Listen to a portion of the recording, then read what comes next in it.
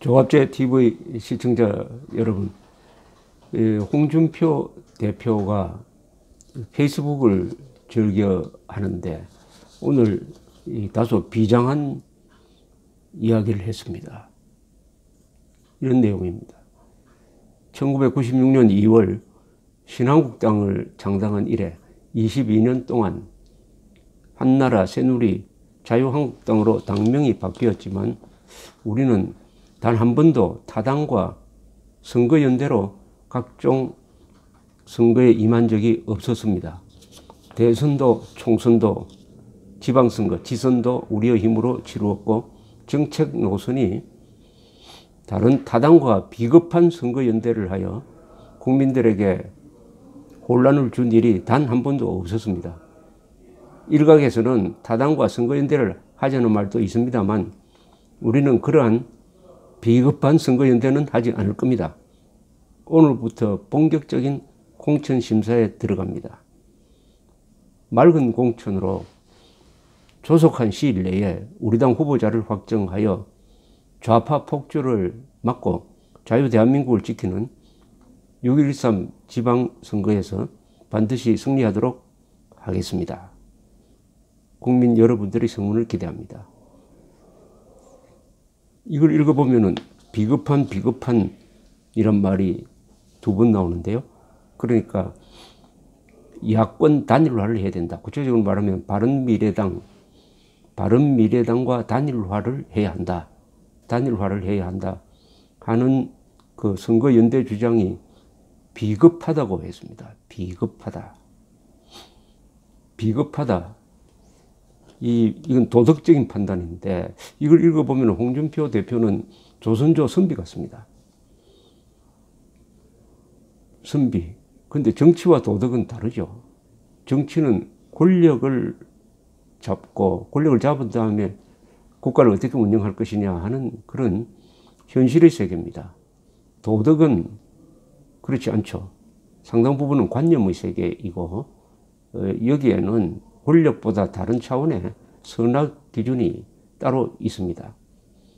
이 도덕과 정치를 섞어서는 안 된다 하는 것이 실용적 정치의 가장 기본이죠.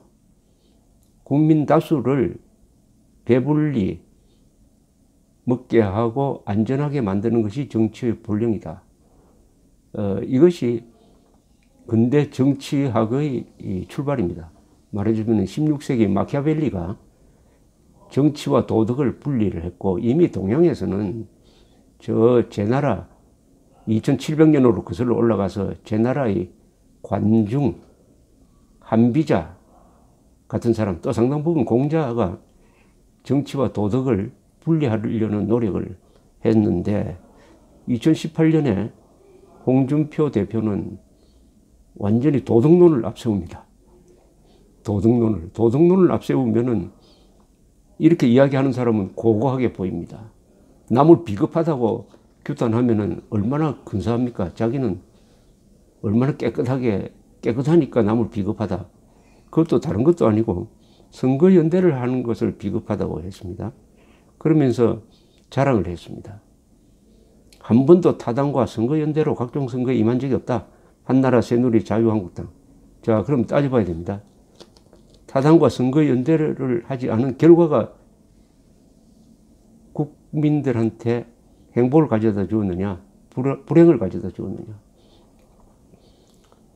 1997년 이회창 한나라당 대통령 후보는 김종필 세력과 연대하는 것을 거부했습니다. 당시에 잔민연이죠. 잔민연과 한나라당 사이에는 이념적으로는 차이가 없었습니다.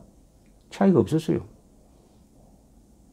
다만 지지 기반이 한 분은 충청도고 다른 분은 경상도 뭐 이런 차이가 있었을 뿐입니다. 그리고 김종필 당시 잔민연 총재는 이회창 후보 쪽에서 연대하자는 이야기가 들어오기를 기다리고 있었습니다. 끝내 없었습니다. 그래서 어떻게 됐습니까? 결국 김종필 세력이 김대중 이념이 다른 김대중 세력과 손을 잡았습니다. 약 30만 표 차이로 이회창 후보가 낙선이 되었습니다. 그래서 한국 역사상 최초로 좌파 정권이 등장했습니다. 그때 이인재 씨가 한나라당 경선에서 지고 나서 탈당을 해서 또 다른 당을 하나 만들어가서 지지율, 득표율 20%를 가지고 가고 말았습니다. 그러니까 이 우파 세력이 세 가지로 갈라져 버렸습니다. 그래서 진 겁니다.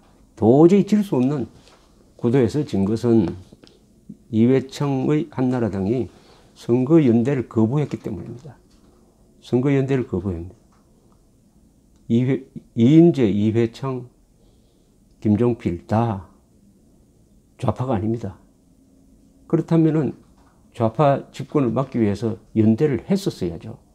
왜냐? 대한민국의 정치의 제1번지가 뭡니까? 제1조가 뭡니까? 공산화를 막는 거 아닙니까? 그리고 좌경화를 막는 거 아니었습니까? 대한민국에서 가장 큰 전략은 이념입니다. 이념. 좌우 대결 구도에서 어떻게 대한민국 세력이 뭉치고 세를 불리느냐.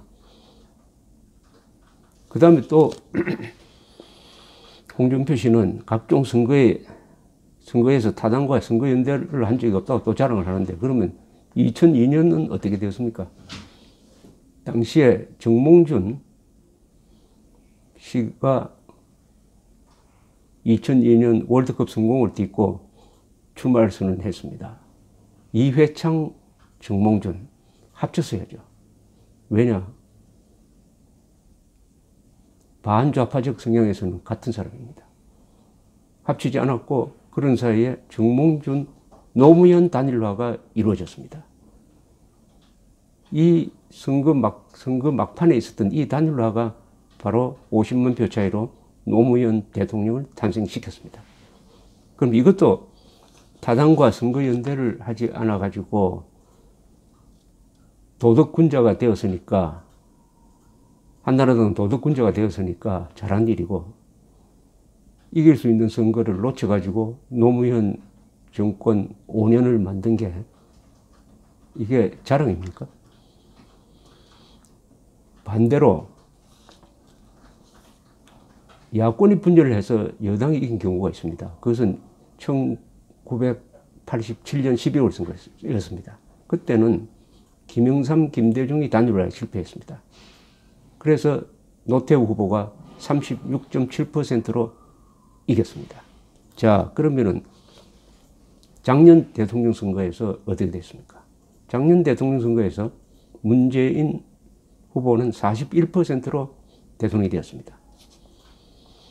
홍준표, 안철수, 유승민 합치면은 50%입니다. 세 사람이 합쳤으면은 오늘날의 문재인 정권 등장은 막을 수가 있었습니다. 산술적으로 그렇습니다. 그런 노력이 일체 없었습니다. 단일화를 다 자기가 이긴다고 했습니다. 안철수, 홍준표, 유승민 다 자기를 찍어주면 다 이긴다고 했습니다. 세 사람이 열심히 할수록 문재인 후보가 유리해지는 이런 구도였습니다. 전략이 잘못 짜여버리면은 열심히 할수록 적을 도와줍니다. 열심히 할수록 적을 도와줍니다. 지금 우파는 과거에 대동단계를 하지 못해서 좌파 정권을 등장시킨 좌파 정권 10년에다가 플러스 1년, 앞으로 오는 15년을 만들고 합니다. 여기에 대한 철저한 반성이 없었습니다. 없었고 계속 우파만 단계를 하면 이긴다. 우파만 단계를 하면 이긴다는 이야기는 탄핵 전에 통용되지, 탄핵 이후에 보수의 결집이 와해돼 버리고 규모도 축소된 이 마당에서는 불가능하죠. 우파가 단계를 해서는 불가능하고, 집권을 하는 것도 불가능하고, 좌파 집권 저지도 불가능하고, 아마 개헌 저지도 불가능할지도 모릅니다.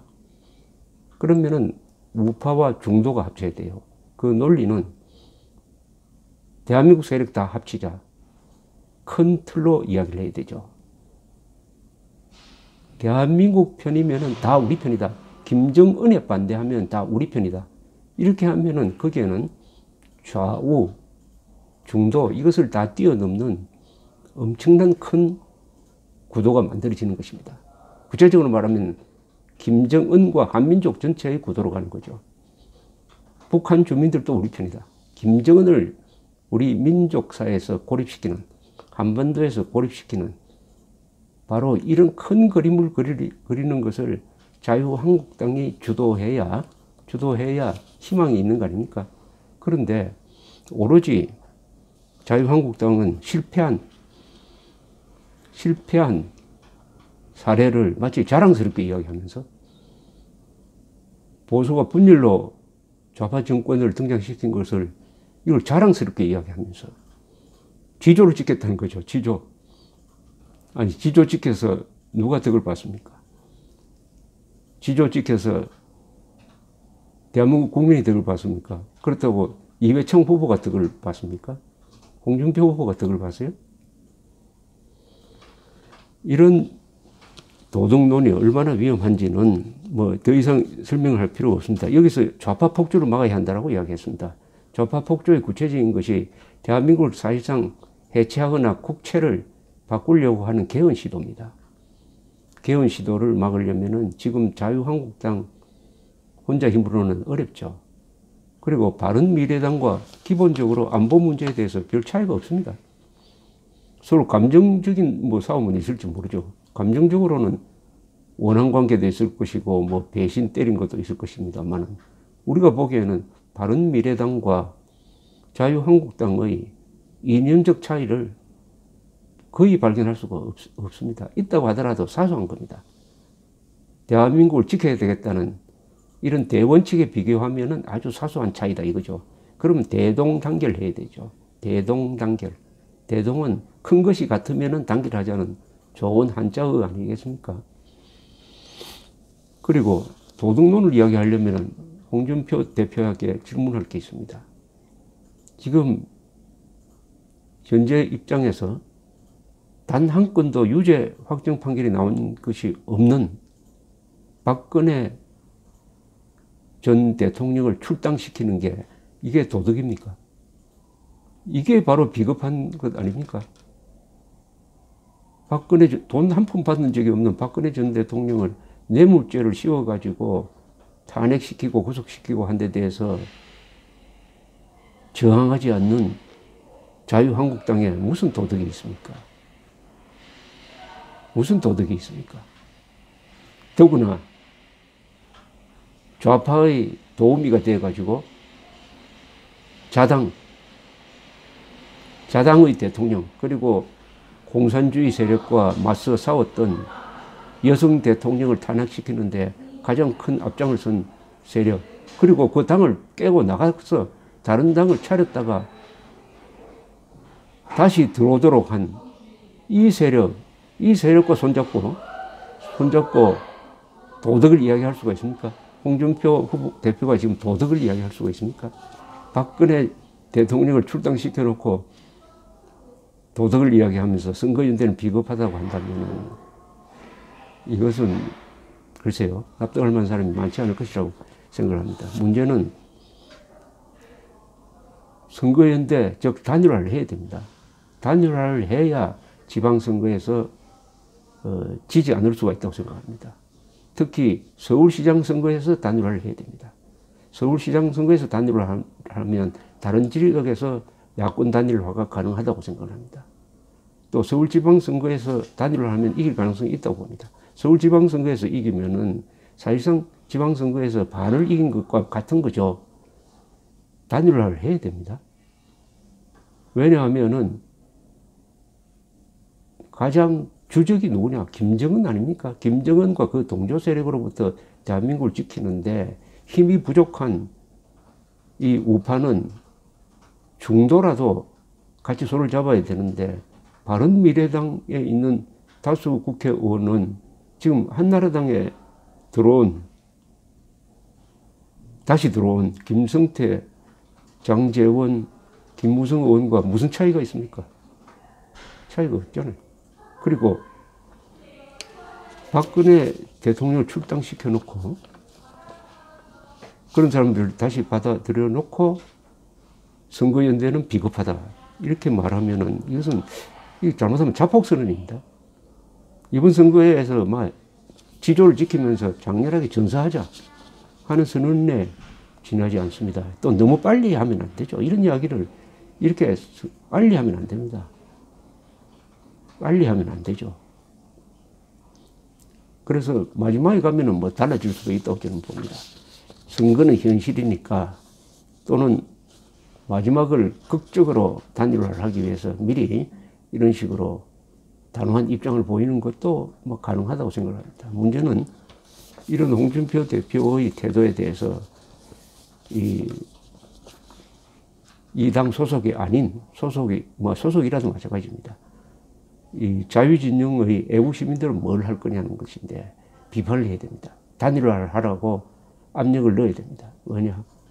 이 애국단체, 애국운동하는 사람들은 팬클럽이 되어서는 안 됩니다. 홍준표의 팬클럽이 되어서는 안 됩니다. 그리고 자유한국당 추종자가 되어서는 안 됩니다. 애국운동은 그 기준이 헌법입니다. 국가입니다. 그리고 진실이에요. 국익입니다. 대한민국 입장에 서가지고 홍준표를 대표를 비판하고 또는 칭찬해야 됩니다. 대한민국에 도움이 되면은 지지하고 대한민국의 국익에 반하면은 비판해야 됩니다.